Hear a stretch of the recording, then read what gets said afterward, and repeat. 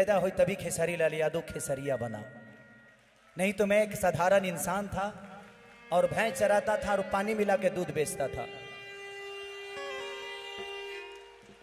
तो जिंदगी है, बेटी पैदा करना देखिए बेटा भाग से होता है और बेटी सौभाग्य से होती है। तो जिंदगी में हमेशा याद रखिए कि जिसका सौभाग्य अच्छा है वो सौभाग्य से आपके घर में बेटी होती है, और जिसके घर में बेटी होती है वो बेटियों का कद्र समझते हैं कि बेटी का मतलब क्या होता है। वही बेटी किसी की माँ होती है, किसी की बहू होती है।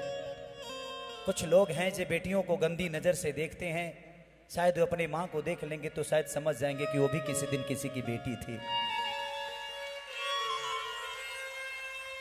तो जिंदगी में अगर किसी के बारे में नजर बुरी हो ना, तो एक बार माँ को जरूर देखना यार, शायद समझ में आ जाएगा कि नहीं मेरी माँ भी ऐसे ही होगी किसी दिन।